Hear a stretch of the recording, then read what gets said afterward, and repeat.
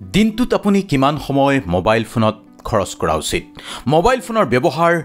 এনেকৈ কৰিব লাগিব আপুনি কথাখিনি কৈছো আজিকালি আপোনাৰ কোনো কাৰণ নোহোৱাকৈ মন বেয়া লাগি থাকে নেকি হঠাৎ এই পৃথিৱীখন একো নাই যেন লাগে নেকি অথবা মনটো বিষাদেৰে ভৰি পৰে অথবা আপুনি খুবেই খিংখিঙিয়া হৈ পৰিছে যিকোনো দায়িত্বপূৰ্ণ কাম কৰিবলৈ অনিহা হৈছে আপোনাৰ কামত একেবাৰে মনোসংযোগ কমি গৈছে অথবা ঘনাই মূৰটো বিষাই থাকে আপোনাৰ গলধনৰ বিষ পিঠিৰ বিষ অথবা টোপনিৰ পৰিমাণ কমি আহিছে মানুহৰ লগত কথা পাতি একেবাৰে ভাল নলগা হৈছে কথাবোৰ আপোনাৰ মনত নুৰুৱা হৈছে মানুহৰ সৈতে মুখামুখি কথা পতাত অসুবিধা হৈছে আপোনাৰ এই যিবোৰ হৈ আছে আপোনাৰ সৈতে গম পাইছেনে কি হৈছে জানেনে আপোনাৰ কোনো ডাঙৰ বেমাৰ হোৱা নাই আপুনি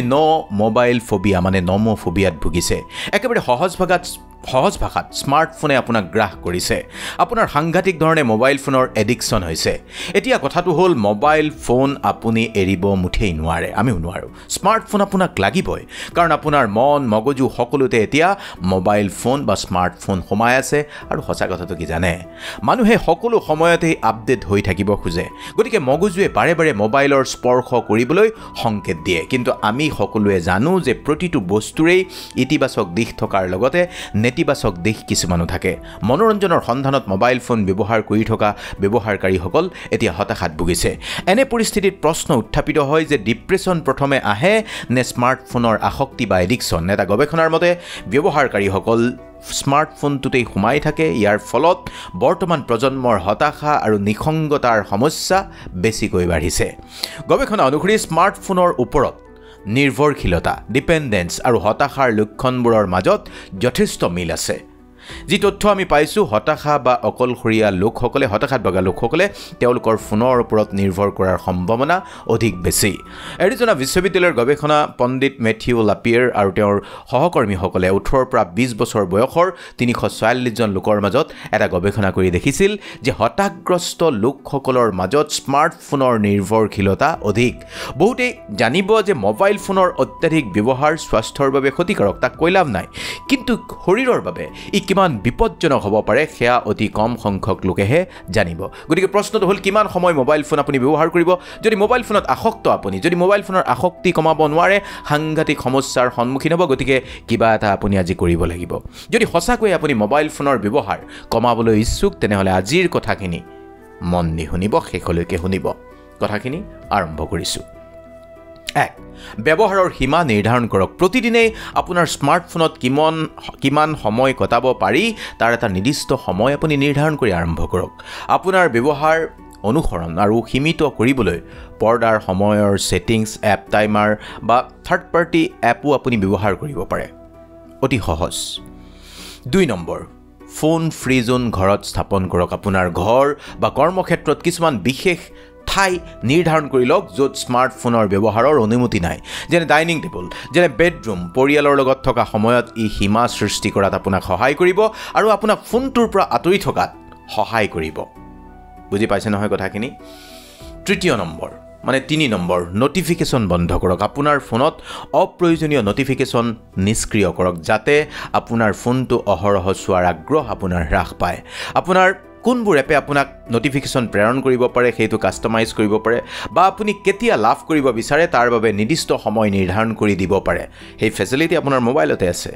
গতিকে বুজি পাইছে নহয় 4 নম্বৰ টেক ফ্ৰী ৰুটিন তৈয়াৰ কৰক আপুনি আমি মই সকলোৱে দৈনন্দিন জীৱনত যিবোৰ কাম কৰোঁ সেইবোৰ স্মাৰ্টফোনৰ সৈতে জড়িত নহয় যেনে কিতাপ পঢ়া খোজ কাঢ়িবলৈ যোৱা ধ্যান কৰা ইয়াৰ ফলত বিৰক্তিৰ বাবে আপোনাৰ ফোনটোৰ ওচৰলৈ হাত আগবঢ়োৱাৰ অভ্যাসটো নোহোৱা হোৱাত সহায়ক হ'ব বুজি পাইছে পঞ্চমটো আপোনাক কৈছোঁ মানে সচেতনতাৰ এটা অভ্যাস কৰক আপোনাৰ ফোনটো কেতিয়া আৰু কিয় ব্যৱহাৰ কৰে সেই বিষয়ে মনোযোগ দি আপোনাৰ স্মাৰ্টফোন ব্যৱহাৰৰ প্ৰতি অধিক সচেতনতা আনিব পাৰে মানে গোটেই দিনটো বিৰতি লৈ থমকি ৰ'ব আৰু চিন্তা কৰিব সেই মুহূৰ্তত আপুনি সঁচাকৈয়ে আপোনাৰ স্মাৰ্টফোনটো ব্যৱহাৰ কৰাৰ প্ৰয়োজন আছেনে যদি নাই নুচুব অলপ টান তথাপিও চেষ্টা কৰিব নম্বৰ 6 এয়াৰপ্লেন মোড ব্যৱহাৰ কৰক দিনটোৰ নিৰ্দিষ্ট সময়ত এবাৰ এয়াৰপ্লেন মোড অন কৰাৰ কথা চিন্তা কৰক যেতিয়া আপুনি বিচলিত হ'ব নিবিচাৰে বা আপোনাৰ সম্পূৰ্ণ মনোযোগৰ প্ৰয়োজন হোৱা কামত মনোনিৱেশ কৰিব লাগে মানে খুব মানে এটা মনোযোগ দিয়াৰ প্ৰয়োজন সেই সময়ত আপুনি এয়াৰপ্লেন মোড ব্যৱহাৰ কৰক নম্বৰ 7 আনৰ সৈতে আপুনি সীমা নিৰ্ধাৰণ কৰক স্মাৰ্টফোনৰ ব্যৱহাৰ হ্ৰাস কৰাৰ বাবে বন্ধু বান্ধৱ পৰিয়াল সহকৰ্মীৰ সৈতে যোগাযোগ আপুনি কৰিব পাৰে আপোনাৰ সীমাবদ্ধতাক সন্মান কৰি আৰু আপোনাৰ ওচৰত থকাৰ সময়ত অত্যধিক ফোন ব্যৱহাৰত লিপ্ত নহয় আপোনাৰ প্ৰচেষ্টাত সহায় কৰিবলৈ তেওঁলোকক আপুনিও উৎসাহিত কৰক তেনেকৈ এটা গ্ৰুপ গঠন কৰিব পাৰে নম্বৰ 8 মানে অল্টাৰনেটিভ কিবা এটা উলিয়াওক স্মাৰ্টফোন ব্যৱহাৰৰ ঠাইত শাৰীৰিক মানসিক আৰু সামাজিক সুস্থতাক প্ৰসাৰিত কৰি স্বাস্থ্যসন্মত কাৰ্যকলাপ কৰিবলৈ সময় উলিয়াওক ব্যায়াম কৰা সদায় কৈ থাকোঁ আপোনজনৰ সৈতে সময় কটোৱা নতুন কিবা এটা শিকা বা আপোনাৰ সমাজত স্বেচ্ছাসেৱী ছ'চিয়েল ছাৰ্ভিচ কৰা এইবোৰ কামত যেতিয়া ব্যস্ত হৈ থাকিব তেতিয়া ফোনৰ ব্যৱহাৰ কমিব ডিটক্স শৰীৰটো যিদৰে ডিটক্স কৰিব পাৰি ডিজিটেল ডিটক্সো কৰিব পাৰি উইকেণ্ডত অংশ লওক প্ৰতি সপ্তাহত এটা নিৰ্দিষ্ট দিন আপুনি মোবাইল ফোনটোৰ পৰা যদি পাৰে সময়ে সময়ে বিৰতি লোৱাৰ কথা চিন্তা কৰক মানে আপোনাৰ ফোনটো ব্যৱহাৰ কৰাৰ কেৱল অত্যাৱশ্যকীয় কামখিনিতে সীমাবদ্ধ কৰি ৰাখক ধৰি লওক দেওবাৰটো আপুনি ফোন যদি আপোনাৰ অফ সিদিনা আপুনি ব্যৱহাৰ বন্ধ কৰক কমাই দিয়ক স্মাৰ্টফোনৰ ব্যৱহাৰ হ্ৰাস কৰাৰ সুবিধাসমূহৰ বিষয়ে নিজকে সোঁৱৰাই দিয়ক যেনে মনোযোগ ভাল টোপনি সম্পৰ্ক বৃদ্ধি সচেতনতা বৃদ্ধি এইবোৰ কথা আপুনি নিজকে সোঁৱৰাই থাকিব লাগিব স্মাৰ্টফোনটো ৰখাৰ স্থান আপুনি সলনি কৰিব লাগিব স্মাৰ্টফোনটো যি পকেটত ৰাখে তাৰ ঠাইখিনি কিছুদিনৰ বাবে সলনি কৰক ইয়াৰ লগে লগে যেতিয়া আপোনাৰ মগজুৱে মোবাইল স্পৰ্শ কৰাৰ সংকেত দিব আৰু আপুনি আপোনাৰ হাতখন মোৰ বাৰু পকেট নাই পকেটত ভৰাব সেই সময়ত মনত ৰাখিব যে ফোনটো অপ্ৰয়োজনীয়ভাৱে আপুনি ব্যৱহাৰ কৰা উচিত নহয় নম্বৰ 12 শুবলৈ যেতিয়া আপুনি যায় ফোন ব্যৱহাৰ কৰা বন্ধ কৰক প্ৰায় মানুহে নিশাৰ ভাগত শুবলৈ যোৱাৰ আগতে ফোনটো ব্যৱহাৰ কৰে আমিও কৰোঁ এনে কৰাৰ বাবে টোপনিৰ সমস্যা হ'ব পাৰে কিন্তু শুৱাৰ আগে কেনেকৈ ব্যৱহাৰ কৰিব আপুনি বিচনাত পৰাই নাই তাৰ পূৰ্বেই আপুনি থিয় হৈ ফোনটো ব্যৱহাৰ কৰক আৰু যেতিয়া আপুনি বিচনাত পৰিছে তেতিয়া আৰু ফোনটোৰ সৈতে আপোনাৰ কোনো সংযোগ নাই তেনেকৈ যদি ব্যৱহাৰ কৰিব পাৰে তেতিয়া আপুনি মোবাইল ফোনৰ ৰেডিয়েশ্যনৰ ফলত মগজুৰ যি ক্ষতি হ'ব পাৰে সেই ক্ষতিৰ পৰাও নিজক বচাব পাৰিব অৰ্থাৎ আপুনি মোবাইল ফোনটো নিজৰ শুৱাপাটিত লৈ গাৰুৰ ওচৰত লৈ শুৱাটো উচিত নহয় এতিয়া কথা ক'ব খুজিছোঁ যে আপুনি কিমান সময় মোবাইল ব্যৱহাৰ কৰা উচিত এতিয়াও এই বিষয়টো গৱেষণা পৰ্যায়ত আছে আৰু কিমান সময় ব্যৱহাৰ কৰিব লাগে কিন্তু যিসকল মনোবিজ্ঞানী আছে মনস্তত্ত্ববিদ আছে তেওঁলোকে কয় যে 2 পৰা 3 ঘণ্টালৈ যদি আপুনি কমাই আনিব পাৰে যদি আপুনি 4 ঘণ্টাৰ স্ক্ৰীন টাইম এদিনত ব্যৱহাৰ কৰি আছে সেই সময় যদি 3 ঘণ্টালৈ আনিব পাৰে আৰু 3 ঘণ্টা যদি আপুনি স্ক্ৰীন টাইম লৈ আছে তেতিয়া যদি আপুনি 2 ঘণ্টালৈ আনিব পাৰে তেনেহ'লে আপোনাৰ কিছু পৰিমাণে লাভ হ'ব ফোনৰ প্ৰতি আগ্ৰহ আপুনি হ্ৰাস কৰক ৰাতি ফোনটো আপুনি বিচনাৰ কাষৰ পৰা আঁতৰাই ৰাখিবই লাগিব যাতে ৰাতিৰ ব্যৱহাৰ আপোনাৰ সীমিত হয় বন্ধু বান্ধৱ আৰু পৰিয়ালৰ সৈতে আপুনি কথা বতৰা পাতিবলৈ লওক কিছুমান কথা আপুনি পাতিব পাৰে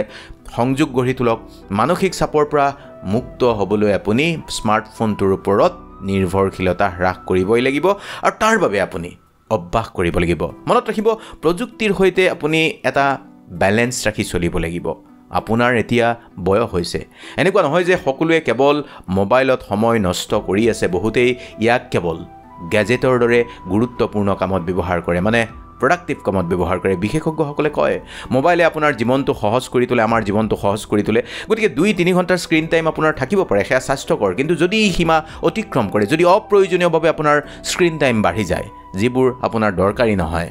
সেইবোৰ কথাই আপোনাক বেছি ক্ষতি কৰিব পাৰে আৰু বিশেষকৈ যিসকল শিক্ষাৰ্থী আছে তেওঁলোকৰ বাবে অতিকে জৰুৰী এই কথা যে এইখিনি সময়ত আপুনি মোবাইল ফোনৰ স্ক্ৰীন টাইম কমোৱাটো খুবেই জৰুৰী আৰু কিছুমান ক্ষেত্ৰত আপোনাৰ স্ক্ৰীন টাইম বাঢ়িব পাৰে এনে ধৰক উইকেণ্ডত আপুনি মোবাইলতে এখন চিনেমা চালে যদি আপোনাৰ চিনেমা চোৱাৰ ইচ্ছা আছে মোবাইলটো আপুনি আজিৰ তাৰিখত বহুতেই এণ্ড্ৰইড টিভিত মোবাইলটো কানেক্ট কৰি আপুনি টিভিত চাওক সৰু স্ক্ৰীনৰ পৰিৱৰ্তে ডাঙৰ স্ক্ৰীনলৈ আপুনি নিজকে শিফট কৰক তেতিয়াও ক্ষতিৰ পৰিমাণ কম হয় বুলি বহুতেই বিশ্বাস কৰে আজি বেছি দীঘলীয়া নকৰোঁ এইখিনিকে আপোনাক ক'লোঁ সকলো বস্তুৰে সীমাবদ্ধতা আছে সকলো বস্তুৰে পজিটিভ নিগেটিভ আছে গতিকে আপুনি যদি পজিটিভলি ব্যৱহাৰ কৰে তেনেহ'লে আপোনাৰ পজিটিভ হ'ব আৰু যদি আপুনি সময় পাছ কৰা টাইম পাছ হিচাপে লৈছে তেতিয়াও কিন্তু লাহে লাহে আপুনি এডিক্টেড বা আসক্ত হৈ যাব মোবাইল ফোনৰ আপুনি দাস হৈ পৰিব মোবাইল ফোনৰ দাস নহ'ব মোবাইল ফোনক এটা গেজেট হিচাপে এটা আহিলা হিচাপে ব্যৱহাৰ কৰক মোবাইল ফোনৰ মাজত মোবাইল ফোনৰ দ্বাৰা আপুনি গ্ৰাস নহ'ব। এইখিনিকে ক'লোঁ। ভালে থাকিব, কুশলে থাকিব। ওম কৃষ্ণায় বাসুদেৱায় নমঃ।